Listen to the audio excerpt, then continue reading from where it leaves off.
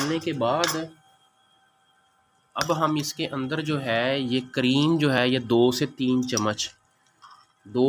चम्मच ये घर की क्रीम मैं डाल रहा हूँ। आप बाज़ार की क्रीम भी जो है ये डाल सकते हैं, ये आपकी अपनी चॉइस है। मैं यहाँ पे घर की क्रीम को जो है इस्तेमाल कर रहा हूँ।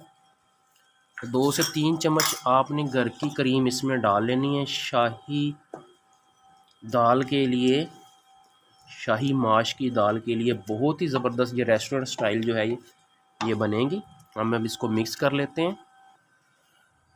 2 से 3 मिनट मैंने इसको हल्की आंच के ऊपर जो है ये रखा है। ये आप देख सकते हैं कि घी यहाँ पे आ चुका है दाल के ऊपर। ये करीम ने हल्का सा अपना घी छोड़ दिया है और मुकम्मल जो है ये अब हमारे पास ये शाही माश दाल तैयार है।